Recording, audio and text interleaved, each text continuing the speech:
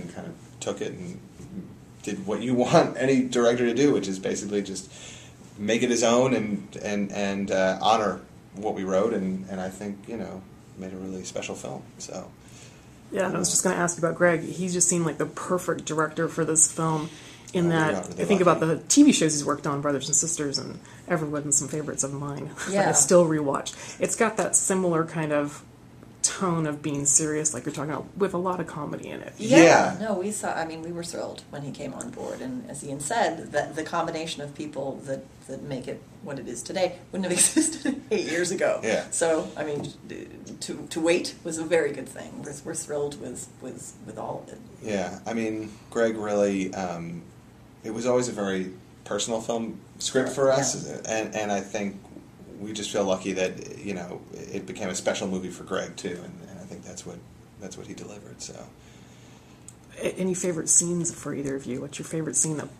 It's interesting. And maybe it wasn't your favorite in the script, but when you saw it played out in Greg's eyes and his vision. Well, what was so much fun about seeing the film for the first time is that you can write the baby looks vulnerable here, or the baby smiles, and it reads a certain way, but then when you see this little girl, and she was played by triplets, so all three of them on the screen, it's powerful in a way that I didn't anticipate it anyway. So we had the scene late in the script that where she says "Mama" to Katherine Heigl, calls her Mama. Yeah, that was a scene that Barry really wanted in the script early on, and we wrote it. And we're happy with it. Yeah. And then when we saw it, we're like, in the context of the film, it definitely resonated in a way we weren't prepared for. Yeah. So there are moments like that. There are finds that are all Greg, like Josh knocking the baby down so that she can come and see her walk for the first time. Yeah. That was Greg's find, and it was. And then on the comedy side, there's like.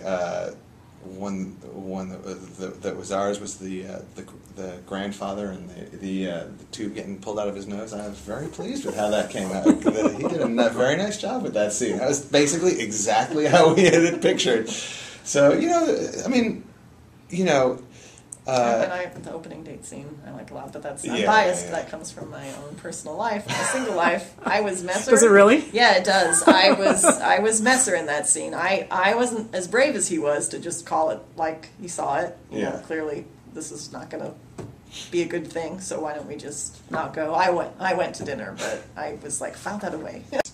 But no, really Barry drove lucky, quite frankly, and I don't know which one of you said it, but one of you said that it was a romantic comedy in reverse. I wonder if you can explain that. I think I probably said that. It's in a press kit somewhere. Yeah, I said it somewhere, I think. Well, I guess what we meant by that really was they get the life. They get the family, the kid, the house, the lifestyle, and now it's a question of whether they're going to fall in love. So they're sort of starting at the end and emotionally moving backwards, or getting to know each other and making that connection. And that's what I think we always saw as kind of the fun, kind of high concept way in, and just the fun arc to play with, Can you talk about any of the future projects you have coming up, or are they all?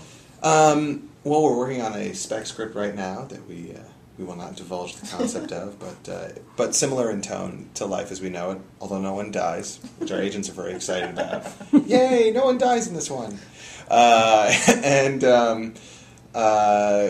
About to go around with the pitch, we'll see. And we just finished a job for CBS